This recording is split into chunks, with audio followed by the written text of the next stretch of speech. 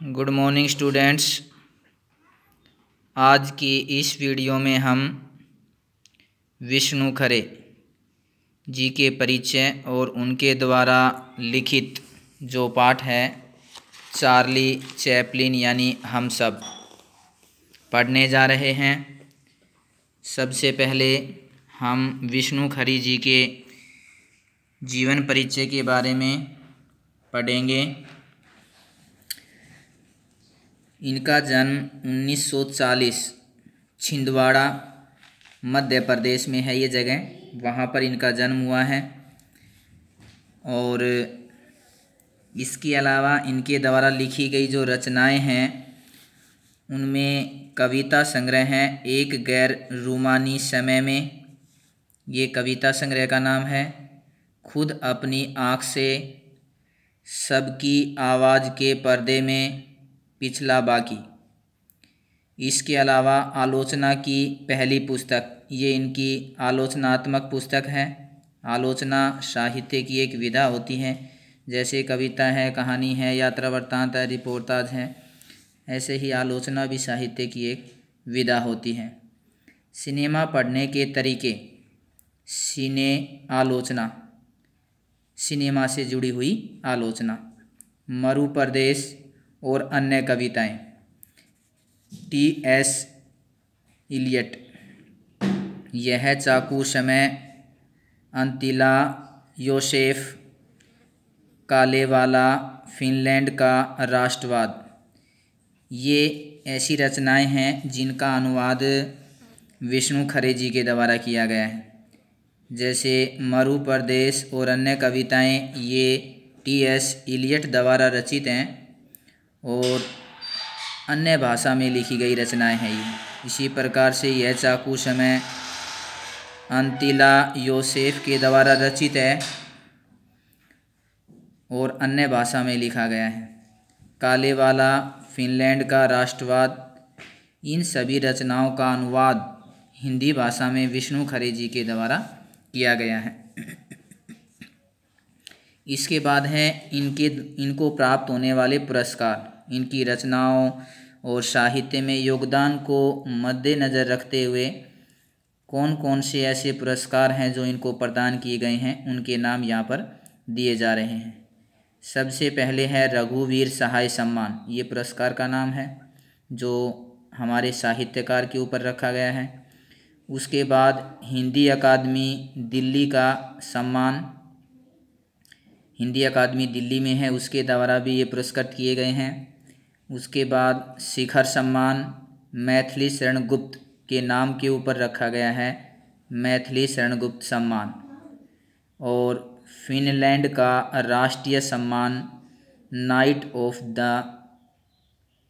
Order of the White Rose, ये पुरस्कार का नाम है जो फिनलैंड राष्ट्र के द्वारा दिया जाता है।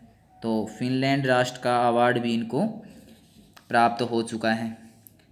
हर कलाकृति जितनी वह पढ़ी जाती है, सुनाई या दिखाई देती है, उससे कहीं ज़्यादा होती है और फिल्म को लेकर शायद यह कुछ अधिक सत्य है।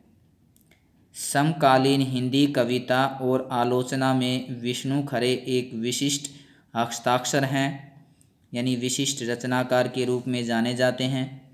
उन्होंने हिंदी जगत को अत्यंत गहरी विचारपरक कविताएं दी, तो साथ ही बेबाक आलोचनात्मक लेख भी लिखे हैं। बेबाक होता है बगैर किसी झिझक, डर, भय के। विश्व साहित्य का गहन अध्ययन उनके रचनात्मक और आलोचनात्मक लेखन में पूरी रंगत के साथ दिखलाई पड़ता है। विश्व सिनेमा के वे गहरे जानकार हैं और पिछले कई वर्षों से लगातार सिनेमा की विधा पर गंभीर लेखन करते रहे हैं। सन 1971 और 71 से लेकर 73 तक, 71 से 73 तक अपने विदेश प्रवास के दरमियान, यानी ये विदेश में रहे हैं, उस दौरान उन्होंने तत्कालीन चेकोस्लोवाकिया की राजधानी पराग के प्रतिष्ठित फिल्म क्लब की सदस्यता प्राप्त कर संसार भर की सैकड़ों उत्कृष्ट फिल्में देखीं। यहाँ से सिनेमा लेखन को वैचारिक गरिमा और गंभीरता देने का उनका सफ़र शुरू हुआ।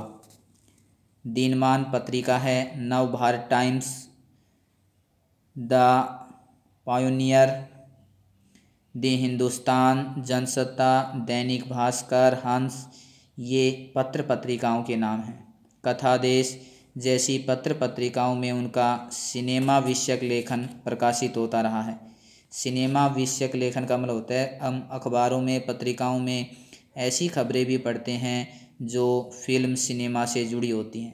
तो इन्होंने फिल्म और सिनेमा से जुड़े जो लेख हैं वो अखबारों के द्वारा इन पत्र पत्रिकाओं में प्रकाशित किए हैं, लिखे हैं। वे उन विशेषज्ञों में से हैं जिन्होंने फिल्म को समाज और समय और विचारधारा के आलोक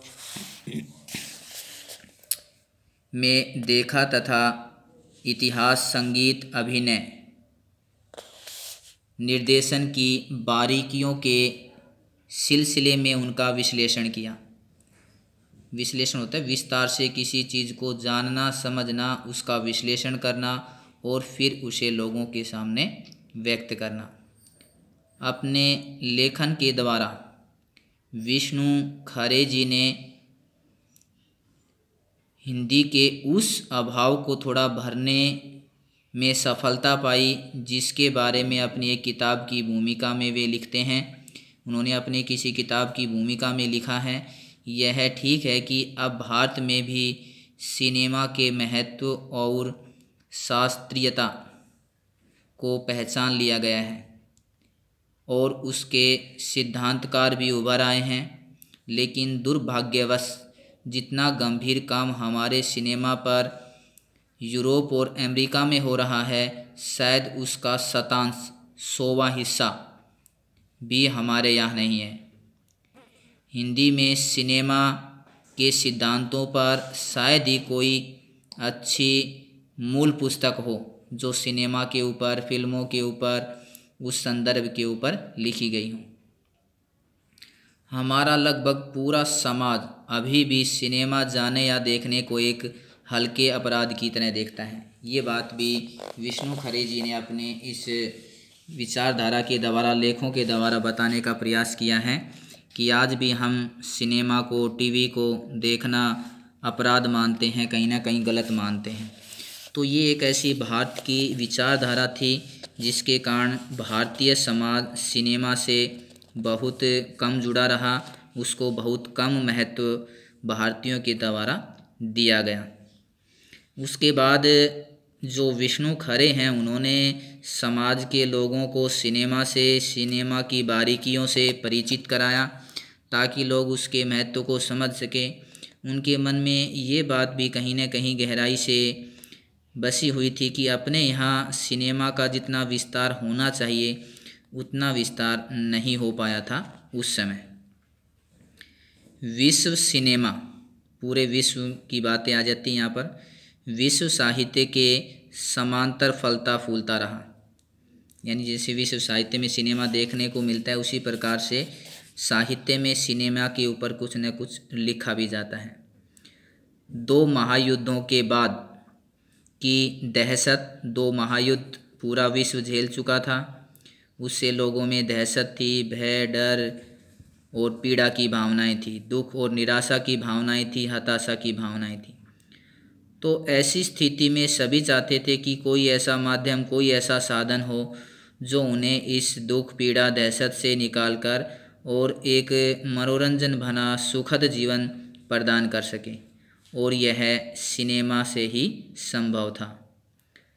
नव स्वतंत्र, नए नए जिन देशों को स्वतंत्रता मिली थी महायुद्धों के बाद, देशों का नैतिक भूगोल, औपनिवेशिक दासता का मानसिक अवक्षेपण। औपनिवेशिक दासता, बहुत से देश ऐसे थे जो उपनिवेश बने हुए थे दूसरे देशों के, और स्वतंत्र रहते हुए भी उन्हें उसकी गुलामी करनी पड़ती थी। मानसिक अवक्षेपण, अपने मन और भावनाओं पर किसी दूसरे का आरोप हो जाना, जो कार्य हम अपनी मर्जी से मन के अनुसार न करके दूसरे के अनुसार करते हैं तो वो मन पर कहीं ना कहीं भावनाओं पर दूसरों का नियंत्रण होता है, आक्षेप होता है, आरोप होता है, जिसके कारण वो व्यवहार या आचरण किया जाता है। विश्व सिनेमा जिस कौशल से ये विषय लगातार बिंबित करता रहा, बिंबित मतलब चिन्हित करना, उसके बारे में वर्णन करना, उसके बारे में लिखना, उसके विकास में चार्ली चैपलिन नामक महान अभिनेता का बड़ा योगदान है। चार्ली चैपलिन जिसको हम सभी जानते हैं, पहचानते हैं सिनेमा के जगत में, चार्ली चैपलिन जैसा लोगों को हंसाने वाला कलाकार शायद ही कभी हो पाए, उसके बारे में इस पाठ में लिखा गया है।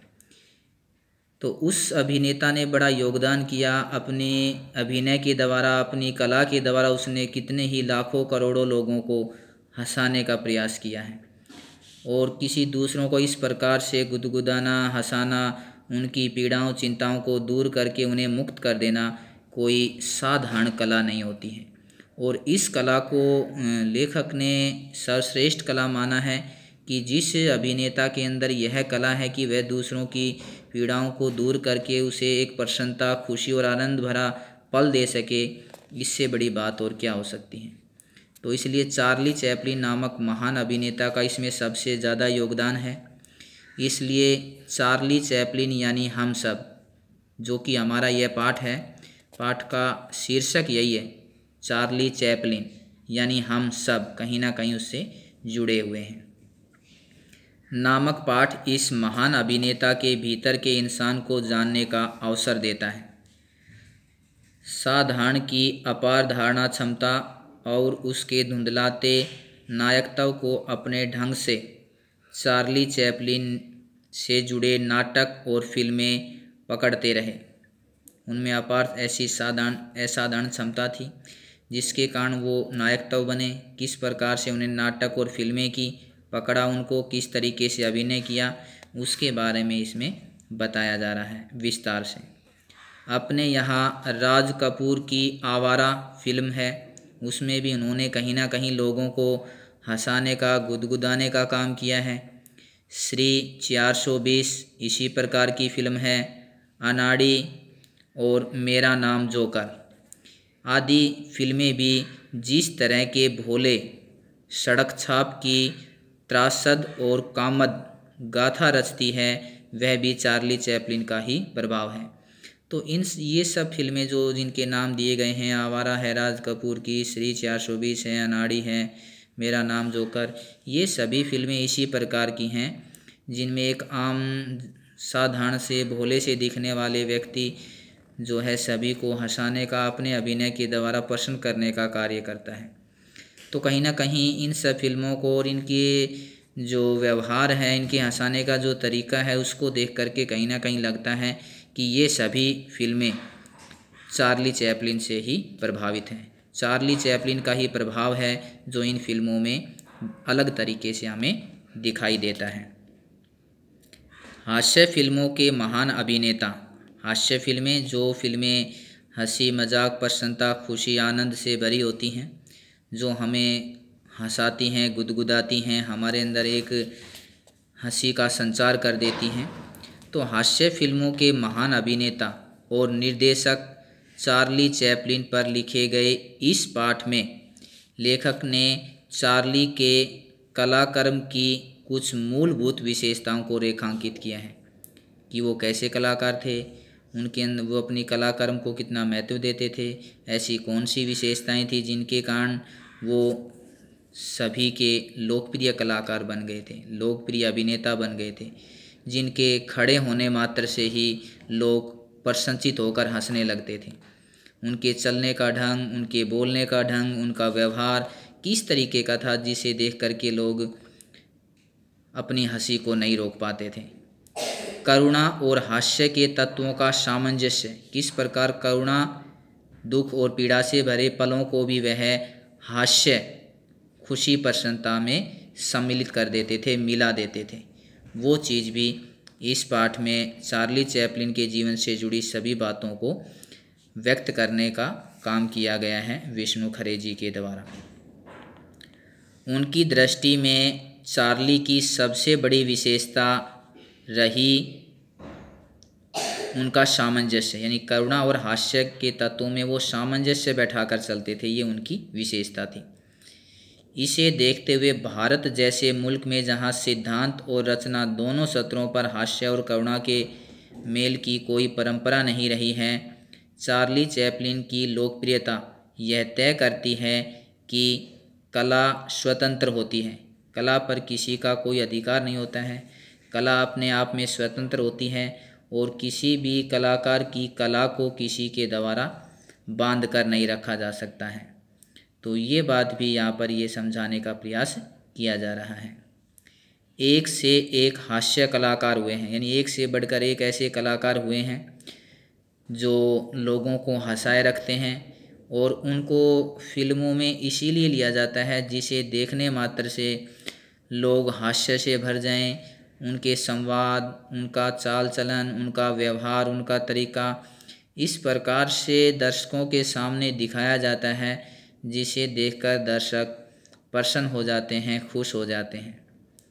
तो एक से बढ़कर एक कलाकार हुए हैं, लेकिन जो यहाँ पर पाठ चार्ली चैपलिन के बारे में लिखा गया है उससे बड़ा और महान कलाकार हास्य के क्षेत्र में शायद अब तक कोई नहीं हुआ है। पर वे चार्ली चैपलिन की तरह हर देश, हर उम्र और हर स्तर के दर्शकों की पसंद नहीं बन पाए थे, जबकि चार्ली चैपलिन जो हैं वो ये कहना चाहते हैं कि हर देश, हर उम्र और हर स्तर के दर्शकों को पसंद करते हैं। हर देश उनको पसंद करता है, हर एक उम्र के लोग, चाहे वो किसी भी उम्र के हों, बड़ी उम्र के हों, मध्यम उम्र के हों, यंग उम्र के हों, सभी स्तर का मतलब ये है अमीर हो, गरीब हो, मध्य वर्ग के लोग हों, किसी भी स्तर के लोग हों, कैसे भी दर्शक हों, देश विदेश के, हर उम्र के, हर स्तर के उनको पसंद करते हैं और उनके अभिनय की मुक्त कंठ से प्रशंसा करते हैं। इसका कारण शायद यह है कि चार्ली ही वह शख्सियत हो सकता है, यानी चार्ली का अपना व्यक्तित्व ही कुछ ऐसा था और चार्ली का व्यक्तित्व ही था जो उसे इस प्रकार से अन्य जो कलाकार हैं, अन्य जो अभिनेता हैं, उनसे अपने आप को श्रेष्ठ बनाता है।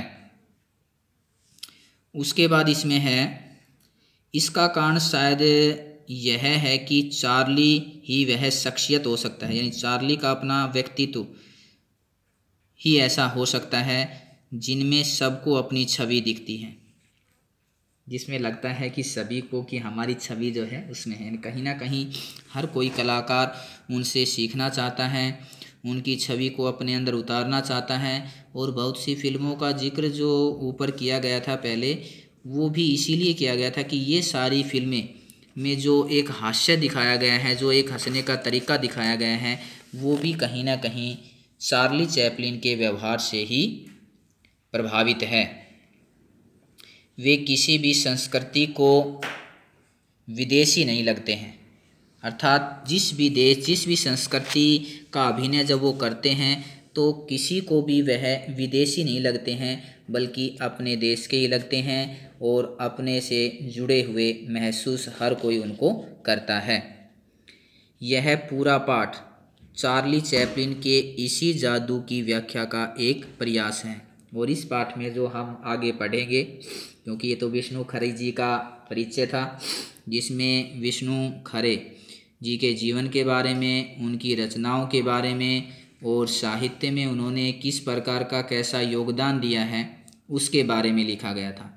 और साथ ही साथ यह सब बताने का प्रयास किया गया था कि विष्णु खरे किस प्रकार से सिनेमा जगत से जुड़े हुए थे और उन्होंने साहित्य में किस प्रकार का अपना योगदान दिया था, कौन कौन सी रचनाएं लिखी थी और सिनेमा में उनका क्या योगदान था, सिनेमा को वो किस संदर्भ से मानते थे। देखो, किसी भी साहित्यकार की अपनी कोई एक विशिष्ट विशेषता होती है और उसी विशिष्ट विशेषता को मद्देनज़र रखते हुए उसकी रचना को सिलेबस में छापा जाता है। तो जैसा कि विष्णु खरे जी के जीवन के बारे में हमने पढ़ा, तो हमने ये जाना कि उनका जो पूरा एक तरीके से दृष्टिकोण है वो सिनेमा के ऊपर अधिक जाता है वो सिनेमा को ज़्यादा अधिक महत्व देते हैं। उन्होंने अपने सिनेमा और विदेशी सिनेमाओं का कहीं न कहीं तुलनात्मक अध्ययन भी किया है और उस पर अपना एक अलग दृष्टिकोण और विचारधारा को भी व्यक्त किया है। वो ये भी मानते हैं कि हमारे यहाँ सिनेमा में जो दृष्टिकोण लोगों के अंदर अपनाया गया है वो पूर्णतः सही नहीं कहा जा सकता है। उसको किसी अपराध की दृष्टि से नहीं देखा जा सकता है। एक सिनेमा जो हमारे अंदर एक नई स्फूर्ति भरता है, हमारे जो एक तरीके से दुख पीड़ा है, दहशत है, इन सब को दूर करके हमारे अंदर एक नई ऊर्जा भर देता है, हमें मनोरंजन से भर देता है, हमारे अंदर कार्य करने का एक नया उत्साह भर देता है। तो उससे एक जो सिनेमा है वो हमारे लिए काफ़ी उपयोगी हो जाता है। तो इस विष्णु खरे जी ने इस परिचय में उनके बारे में विस्तार से बताया गया है, समझाया गया है और साथ ही पाठ के बारे में भी बताया गया है जो इनके द्वारा लिखा गया है, चार्ली चैपलिन यानी हम सब। इसका एक तरीके से सार रूप में बताने का प्रयास किया गया है कि ये पाठ चार्ली चैपलिन के ऊपर लिखा गया है, उस महान शख्सियत के ऊपर लिखा गया है जो पूरे विश्व में अपने अभिनय से विख्यात रहा है। तो उनके जीवन से जुड़ी हर बातें, उनके जीवन का प्रभाव, उनकी विशेषताएं, वो सारी ऐसी घटनाएं, बातें इस पाठ में हम आगे नेक्स्ट वीडियो में पढ़ेंगे, जिससे ये पता चल पाएगा कि वास्तव में चार्ली चैपलिन क्या थे, वो कैसी शख्सियत थे, उनके अंदर वो प्रतिभा लोगों को हंसाने की किस तरीके से आई। बल्कि एक जादू का रूप यहाँ पर दिया गया। जैसे हम जादू को देखते हैं तो एक आश्चर्य से और उत्साह से भर जाते हैं, ऐसे ही यहाँ पर भी यह दिखाने का प्रयास किया गया है कि चार्ली चैपलिन का अभिनय वास्तव में किसी जादू से कम नहीं था। वो एक जादू की तरह लोगों को आश्चर्य में डाल देते थे, अचंभित कर देते थे और खुशी से भर देते थे। उन्हें देखने मात्र से ही लोग प्रशंसा से खिल उठते थे, हंसने पर विवश हो जाते थे। तो एक ऐसा अभिनय चार्ली चैपलिन जो इतने वर्षों के बाद आज भी हर किसी को नाम उनका अच्छे से भली भांति याद है। और जैसे ही चार्ली चैपलिन का नाम जब लिया जाता है तो उनके व्यक्तित्व, उनकी विशेषताएं और उनके अभिनय से हम सभी अपने आप को जोड़ने लगते हैं, जानने लगते हैं, उन्हें पहचानने लगते हैं और उसके बारे में हम और अधिक उसकी विशेषताओं के बारे में जानने का प्रयास करते हैं। हाँ, इतना ज़रूर है कि हर कोई चार्ली चैपलिन को उनके हंसमुख स्वभाव से जानता है। इस बात से जानता है कि वो किस तरीके से लोगों को हर पल हंसाए रखते थे और किस प्रकार से अपनी हंसी से वे सभी को खुश से, आनंद और प्रसन्नता से भर देते थे। तो आज की इस वीडियो में इतना ही मैं आपको बताऊंगा। विष्णु खरे का जीवन परिचय हमने पढ़ा है और पाठ जो हमारा है चार्ली चैपलिन यानी हम सब, उसमें क्या कुछ लेखक के द्वारा बताने का प्रयास किया गया है वो यहाँ पर बताया गया है। नेक्स्ट वीडियो में हम इस पाठ के बारे में पढ़ेंगे जो विष्णु खरे जी के द्वारा लिखा गया है और उसमें उन्होंने विस्तार से चार्ली चैपलिन जी के बारे में बताने का प्रयास किया है।